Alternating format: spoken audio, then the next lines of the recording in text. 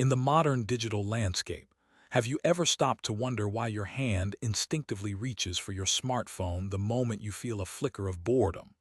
Or why certain apps have become such an integral part of your morning routine that you check them before even getting out of bed? This is not a coincidence, nor is it a sign of a lack of willpower. It is the result of meticulously designed psychological loops intended to capture your attention and turn specific behaviors into automatic habits. We live in an era where the most successful products are those that can influence our daily routines, creating a sense of addiction that feels helpful rather than harmful. This book serves as a deep dive into the mechanics of human behavior and product design. We are going to explore the hidden architecture of the world's most successful apps and services to understand how they manage to go from being nice-to-have novelties to must-check necessities. You will learn about the cognitive science that governs our choices and the specific frameworks companies use to manufacture desire. By understanding these patterns, you will gain a new perspective on your own digital consumption and learn the strategies used by industry leaders to build products that people simply cannot put down. The journey we are embarking on is about more than just business strategy. It is about the intersection of technology and psychology. We will preview the four-step process that leads to habit formation and examine the ethical boundaries that separate healthy engagement from manipulative exploitation. Whether you are an entrepreneur looking to build the next big thing, a designer wanting to improve user experience, or a curious individual seeking to understand the why behind your scrolling habits, this exploration will provide the answers. We are moving beyond the surface level of engagement to look at the foundational structures of the human mind and how they are being activated by the tools we use every day. Prepare to see your favorite products and your own habits in a completely different light. To navigate the complex world of habit-forming technology, we must first establish a high-level overview of the themes that will guide our exploration. This book is structured around the concept that habits are not just random occurrences, but are the result of a specific cycle known as the hook model. Throughout these pages, we will investigate the four distinct phases of this model: the trigger, the action, the reward, and the investment. Each of these components plays a vital role in shifting a user from a state of external prompting to internal motivation. We will explore the main concepts of behavioral psychology, such as the difference between conscious choice and automatic habit. We will also look at the economic advantages of habit-forming products, explaining why user loyalty is the most valuable currency in the modern marketplace. You should expect to learn not just the how of product design, but also the why behind human motivation. We will delve into the roles of negative emotions, the power of variable rewards, and the importance of user investment in creating a sticky product experience. By the end of this journey, you will have a comprehensive understanding of the psychological blueprint used to build products that users love and feel compelled to return to over and over again. This orientation sets the stage for a detailed analysis of how technology shapes our lives, one habit at a time. Every year, as the clock strikes midnight on December 31st, millions of people around the world make a solemn vow to themselves.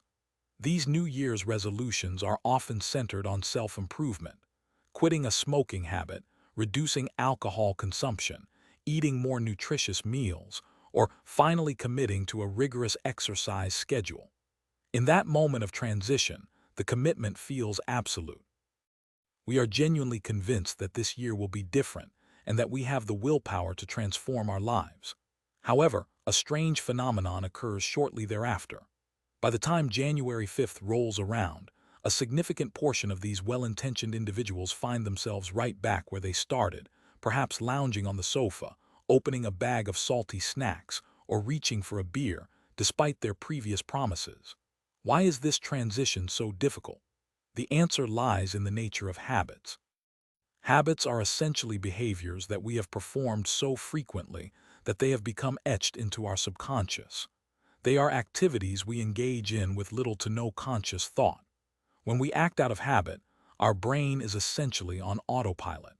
This happens because the human brain is an incredibly efficient organ that is always looking for ways to save energy and time.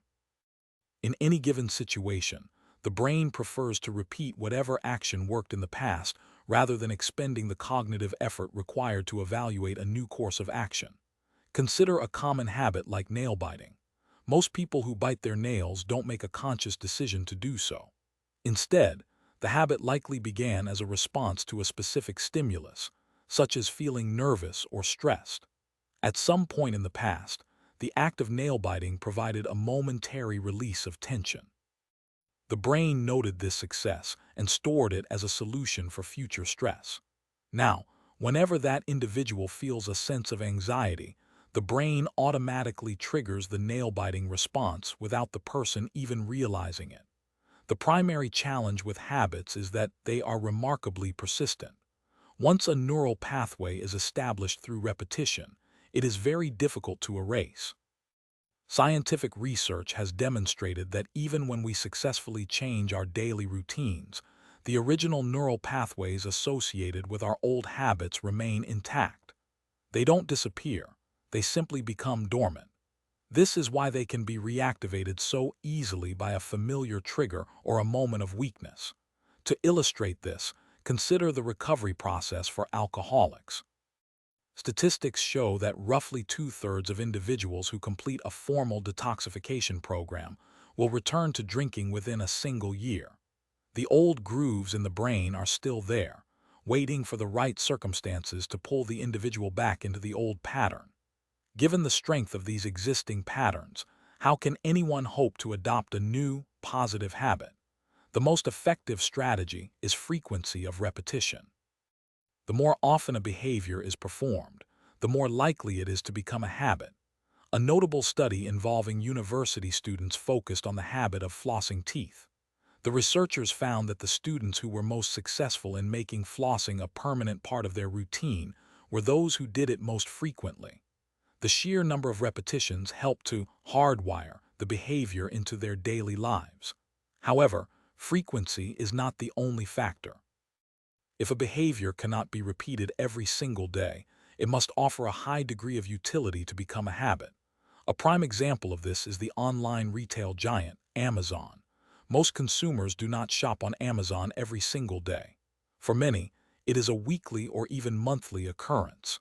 Despite this lack of daily frequency, many people have developed a firm habit of using Amazon whenever they need to purchase something online. They don't even consider other retailers. Why? Because Amazon provides an immense amount of value and convenience. Specifically, their direct price comparison feature is so incredibly useful that it creates a strong mental shortcut. Even if a user only shops occasionally, the ease of finding the best price makes Amazon the default choice in their mind. This demonstrates that for a product to become habit-forming, it must either be used very often or be so beneficial that it becomes the go-to solution for a specific need. Understanding this balance between frequency and utility is the first step in recognizing how products can weave themselves into the fabric of our daily lives. Because habit-forming products create such a loyal and consistent user base, companies across all industries are eager to understand the secret sauce behind them. They want to know how to move from being a product that people use once to a product that people use by default. This transition is not left to chance. It is often the result of a deliberate design strategy known as the hook model. The hook model is a powerful framework consisting of a four-stage cycle. When a user is guided through this cycle repeatedly, they begin to form a deep-seated habit around the product in question. The first stage of the cycle is the *** trigger ***. This is the initial spark that prompts the user to engage with the product. In the beginning, these triggers are almost always external. They come from the environment around the user. An external trigger might be a television commercial that catches your eye, a notification that pops up on your smartphone, or a recommendation from a friend. These triggers serve as the initial call to action that gets the user to try the product for the first time. The second stage is the action asterisk. This refers to the specific behavior the user performs in response to the trigger. The goal here is to make the action as simple and frictionless as possible. For a mobile app, the action might be simply clicking on an icon or scrolling through a feed. For a website, it might be the process of registering for an account or performing a search. If the action is too difficult or requires too much thought, the user is likely to drop out of the cycle before a habit can be formed. The third stage is the reward. This is the payoff for the action taken. To be effective, the reward must satisfy the original motivation that led the user to the product in the first place. If a user opened an app because they were feeling bored, the reward must be a sense of entertainment or distraction. If they were looking for information, the reward is finding the answer they needed. This satisfaction of a need reinforces the behavior and makes the user more likely to return. The fourth and final stage is the investment asterisk. This is perhaps the most overlooked part of the cycle, but it is crucial for long-term habit formation. The investment stage is where the user puts something of value back into the product. This could be their time, their data, their personal information, or even their money. For example, when you spend time customizing a profile, adding friends, or creating content on a platform, you are making an investment. This investment makes the product more valuable to you over time and increases the likelihood that you will return to it in the future. The genius of the hook model is that the investment stage leads directly back to the start of the cycle. However, as the user goes through the loop multiple times, something significant happens. The triggers begin to shift from being external to being internal. Instead of needing an advertisement or a notification to prompt them, the user starts to feel an internal impulse to use the product. They might reach for their phone because they feel a pang of loneliness, a moment of boredom, or a sense of uncertainty. Over time, these internal triggers become so strong that the user no longer even consciously decides to use the product. They just do it. The cycle becomes a self-reinforcing chain reaction that shapes long-term behavior. The product is no longer just a tool. It has become a part of who the user is and how they navigate their day. By mastering these four stages, companies can create an unstoppable engine of engagement that keeps users coming back for more, often without them even realizing why they are doing it. No one wakes up one morning and suddenly realizes they are a power user of a new social media application. Habits do not emerge spontaneously from a vacuum. Think about a popular photo-sharing app that offers unique retro filters. People didn't just collectively decide to start using it out of nowhere. Instead, the adoption of the app was a gradual process that began with a specific, external prompt. For many, it started when they saw a friend post a uniquely styled photo on another platform, or perhaps they saw an advertisement while browsing the web. This initial nudge is what we call an external trigger, and it is the essential first step in the habit-building process. External triggers are necessary because, at the outset, the product is not yet a part of the potential customer's routine. The customer has no internal reason to seek out the product, so the company must bring the product to the customer. Even a platform as ubiquitous as Facebook required external triggers in its early days. While you might now find yourself checking your Facebook feed multiple times an hour without thinking, your very first interaction likely came from an external source. Most commonly, an email invitation from a friend who was already using the service. These external triggers function as calls to action, and they can be categorized into several different types. First, there are paid triggers such as traditional advertising, search engine marketing, or sponsored content. These are effective at getting attention, but they are expensive for the company to maintain. Second, there are relationship triggers which rely on viral dynamics. This occurs when existing users invite their contacts to join the platform, as seen in the Facebook example. These are incredibly powerful because they come with a level of social proof and trust that a standard advertisement lacks. To be truly effective, An external trigger must offer the user a very clear and simple choice. If the trigger is cluttered or the requested action is too complex, the user is likely to ignore it.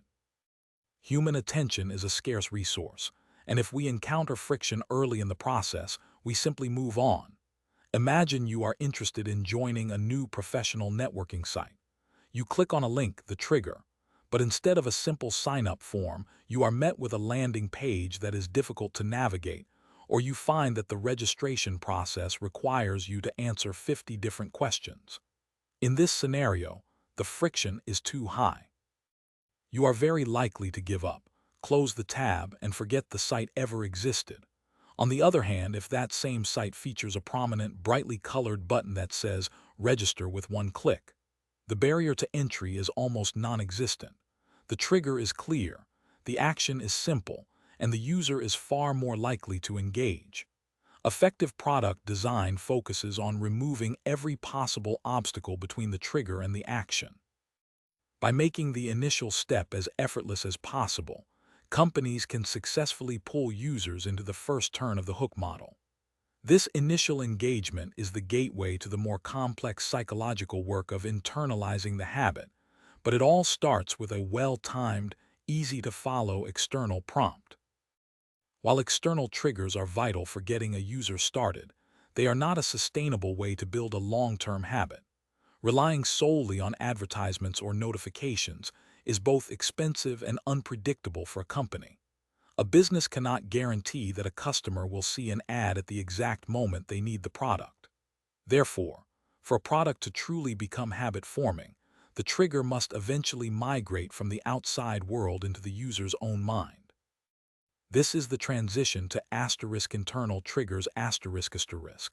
How do companies achieve this psychological shift? It starts with understanding that humans generally use products to solve specific problems. At the most fundamental level, these problems usually revolve around two core motivations: the desire to avoid pain or the desire to seek pleasure. When we buy food, we are often trying to avoid the physical pain of hunger. When we buy stylish clothes, we might be seeking the pleasure of social approval or avoiding the pain of feeling out of place.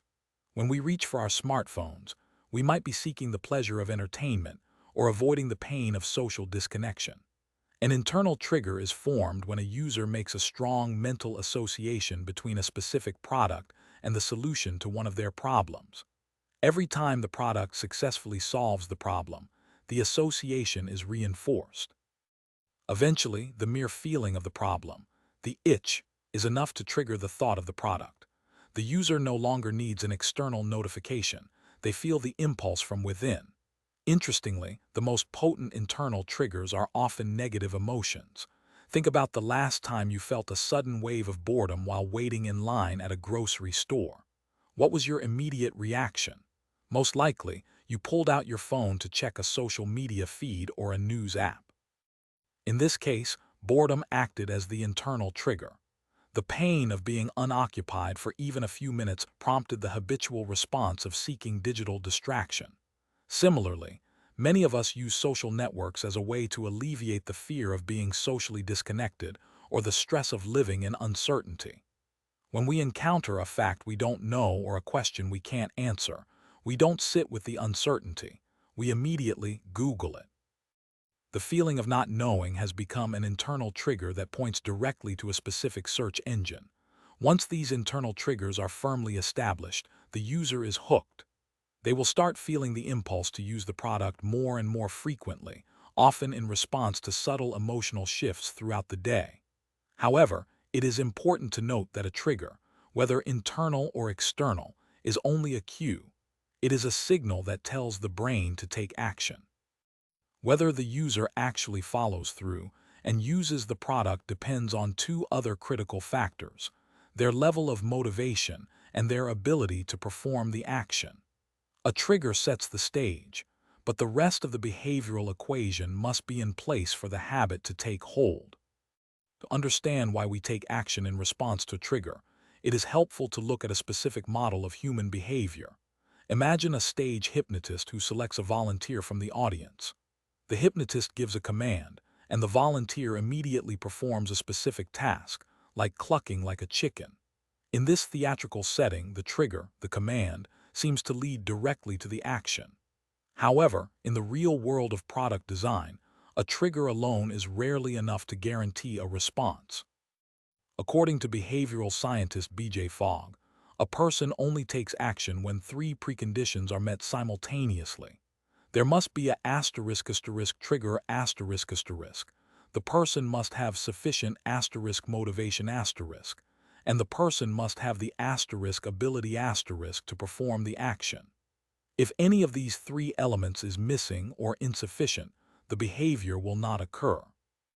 This means that for a company to build a habit-forming product, they must not only provide triggers but also work to maximize both the user's motivation and their ability.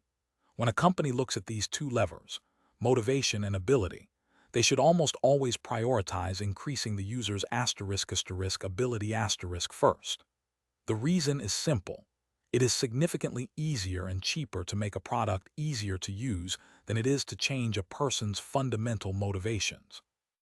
Improving ability is about removing friction. If a social media site wants to increase engagement, they don't try to convince people to want more friends. Instead, they make the registration process shorter, the like button bigger, and the interface more intuitive. By simplifying the steps required to use the product, they increase the user's ability to take action. Motivation on the other hand, is the energy for action. It is the desire to achieve a specific outcome. As we've discussed, human motivation is generally driven by simple, primal goals: seeking pleasure and avoiding pain, seeking hope and avoiding fear, and seeking social acceptance while avoiding rejection. Advertisers are masters at tapping into these motivations. Consider how frequently sexual imagery is used to sell everything from high-end perfume to fast food burgers. This isn't because the burger is inherently sexual. It's because the advertiser is trying to evoke a strong emotional response in their target audience, often teenagers and young adults. By associating their product with the promise of pleasure and social desirability, they increase the user's motivation to take action and buy the product. In summary, a trigger acts as the spark, but the user must also have the fuel, motivation, and the means, ability to follow through. If a user is triggered to check an app but their internet connection is down, they lack the ability, and the action fails. If they have the ability but are currently in a high-stakes meeting, their motivation to avoid social deviance, checking a phone in a meeting, outweighs their motivation to check the app, and the action fails. To create a habit, the product must be designed so that when the trigger occurs, the action is so easy and the motivation is so clear that the user engages without hesitation. But what keeps them coming back after that first action? That is where the concept of the reward comes into play. While triggers and ease of use are essential for getting a user to try a product, they are not enough to sustain a habit over the long haul. To keep someone coming back day after day, year after year, the product must deliver on its promise. It must provide a reward If you use a product expecting a certain result and you don't get it, you will quickly lose interest. However, simply providing the same reward every time is also a recipe for failure. To truly hook a user, the rewards must be variable The reason for this lies deep within our brain chemistry. Scientific studies have shown that our levels of dopamine, the chemical associated with pleasure and motivation, actually spike higher when we are anticipating a reward than when we actually receive it. The search for the prize is more intoxicating than the prize itself. Furthermore, if a reward is perfectly predictable, we eventually become habituated to it. It becomes boring. But if the reward is unpredictable, if we don't know exactly what we're going to get or when we're going to get it, our brains become obsessed with the search. Think about the experience of scrolling through a Twitter or Instagram feed. As you flick your thumb upward, you are presented with a mix of content. Some of it is mundane, some is irrelevant, but every so often you find a hilarious meme, a fascinating news story, or a heartwarming photo of a friend. This unpredictable mix is exactly like a slot machine. You keep pulling the lever, scrolling, because you are searching for that next hit of variable reward. The uncertainty of what you will find next is what makes the experience so addictive. To be most effective, a product should utilize a variety of reward types. These generally fall into three categories. One, rewards of the tribe asterisk. These satisfy our social needs. Examples include receiving likes on a post, getting a new friend request, or gaining followers. We are social creatures, and the validation of our peers is a powerful variable reward. Two, rewards of the hunt asterisk. These relate to our primal need to acquire resources. This could be winning money on a gambling site, finding a great deal on an e-commerce platform, or even just finding a specific piece of information in a sea of data. Three, rewards of the self. These are about personal gratification and mastery. Think about the feeling of leveling up in a video game or finally clearing all the unread messages in your inbox. This sense of accomplishment is a reward in itself. Crucially, the reward must always be aligned with the user's original motivation. If a user joins an online question and answer community, their primary motivation is usually the desire for social recognition and the satisfaction of helping others. Some sites have tried to gamify this by offering cash rewards for answers, but they often found that this actually decreased asterisk engagement. Why? Because the cash reward changed the nature of the interaction. It was no longer about social status. It was about a transaction. If the reward doesn't match the itch the user is trying to scratch, the hook model will break down. The key to long-term dependency is a constant, varying stream of rewards that keep the user searching for more. When we talk about hooking users and creating addictive products, we inevitably run into a difficult conversation about ethics. The hook model is a powerful tool for changing human behavior, and like any powerful tool, it can be used for good or for ill. There is a fine line between creating a product that enhances a person's life and creating one that unethically manipulates them. If a company were to intentionally add an addictive chemical substance to its food products just to increase sales, we would almost universally condemn that as immoral. But in the world of digital design, the addictive substances are psychological loops, and the ethical boundaries can sometimes feel more blurred. However, manipulation is not inherently evil. We are manipulated all the time in ways that benefit us. Take the company Weight Watchers, for example. They use a variety of behavioral psychological techniques to manipulate their customers into changing their eating and exercise habits. They use social pressure, tracking systems, and rewards to keep people on their weight loss journey. While this is technically manipulation, most people would agree it is ethical because the end result is an improvement in the customer's health and quality of life. So, how can an entrepreneur or a product designer determine if they are on the right side of the ethical line? They can use a simple two-part test. One, does the product enhance the user's life? Does it help them solve a problem, gain a skill, or improve their well-being? Two, would the entrepreneur herself use the product? Is the creator a user of their own invention, or are they merely a dealer who peddles something they know is harmful to others? If the answer to both of these questions is no, then the product is likely crossing into the territory of unethical manipulation. Consider the extreme example of a drug dealer. A dealer wants their clients to be hooked, but the product certainly doesn't enhance the user's life, and the dealer often avoids using the product themselves because they know the damage it causes. This is the definition of a dealer relationship. On the other hand, a product might be purely for entertainment. A game designer might create an addictive mobile game that they personally love to play. While it might not enhance the user's life in a profound way like a health app, it provides genuine joy and distraction. As long as the designer is willing to be a user of their own creation, it falls into a justifiable category. Ultimately, every person involved in the creation of a product, from the salesperson to the lead designer, bears a moral responsibility for how that product affects the people who use it. The power of the hook model is immense, and it should be used with a sense of stewardship. The same psychological principles that can lead to mindless scrolling can also be harnessed to help people learn languages, save money, or stay connected with their loved ones. The goal should always be to build a facilitator product, one that helps the user do something they already wanted to do, but in a more effective and engaging way. The ultimate goal for any entrepreneur or product designer is to build a product that people not only use but rely on as a part of their daily existence. The hook model provides the blueprint for this, but applying it effectively requires a deep, intimate understanding of both the product and the target customer. It is not a one-size-fits-all solution.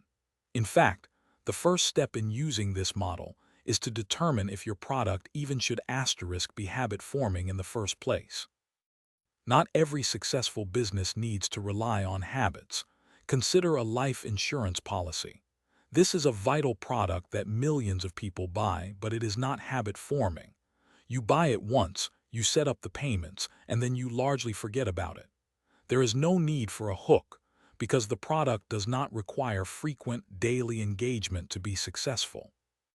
Only products that depend on users returning again and again, like social media, productivity tools, or certain types of games, benefit from being habit-forming. If you have determined that your product does require a habit, you must begin by meticulously analyzing your customers' needs. What is the specific pain point they are experiencing? What is the itch that your product is designed to scratch? You must be able to articulate the internal trigger that will eventually drive the user back to your product. If you are building something entirely new, you need to conduct deep research to find out what potential customers are currently doing to solve their problems and where those current solutions are failing. You can then tailor your triggers and rewards to provide a superior experience. If, however, you are looking to enhance an existing product that already has some traction, your approach should be different. Instead of starting from scratch, you should identify your devout users, the small percentage of people who already use your product habitually. Study them closely. How did they first find the product? What are their internal triggers? What specific rewards are they getting that keep them coming back? By finding the commonalities among your most engaged users, you can gain insights into how to guide the rest of your customer base into the same habitual patterns. Applying the hook model is an iterative process. It involves constant testing and refinement. You might find that your external triggers are too complex, or that your rewards have become too predictable. You might discover that the investment you are asking for is too high, causing users to drop out of the cycle. The beauty of this framework is that it provides a language and a structure for diagnosing these issues. As long as you remain focused on connecting your product's unique value to the fundamental needs of your customers, and you lead them through the 4 stages of the hook often enough, you can build a product that is not just a tool, but a meaningful part of their lives. Success in the modern market belongs to those who can master the art of the hook. As we conclude our exploration into the mechanics of habit formation, it is clear that the products we use every day are far more than just tools. They are sophisticated psychological environments designed to influence our behavior. We have seen how the hook model, comprising the trigger, action, reward, and investment, functions as a powerful engine that can turn a casual user into a lifelong devotee. The transition from external prompts to internal triggers is the hallmark of a successful product, moving the locus of control from the outside world into the user's own emotional landscape. The practical takeaways from this journey are twofold. For those who create products, the lesson is that engagement is not an accident. It is a design choice. By focusing on removing friction, understanding internal motivations, and providing variable rewards, you can create experiences that people find genuinely indispensable. For those of us who consume these products, the lesson is one of awareness. By learning to recognize the triggers and rewards that shape our digital lives, we can reclaim our agency. We can choose which habits we want to keep and which we want to break. This knowledge matters because our habits, in aggregate, define our lives. The way we spend our minutes determines how we spend our years. In a world where our attention is the most sought-after commodity, Understanding how that attention is captured is a vital skill. We should strive to be more than just victims of the hook. We should be conscious participants in the digital world. As you move forward, I encourage you to look at your smartphone not just as a device, but as a collection of hooks. Ask yourself, which of these products are truly enhancing my life, and which are merely scratching an itch that they help to create? By bringing conscious thought to our automatic behaviors, we can ensure that our technology serves us, rather than the other way around. Let this understanding be the first step toward a more intentional and empowered relationship with the tools of the modern age. For more book summaries for free, install Zyroverse.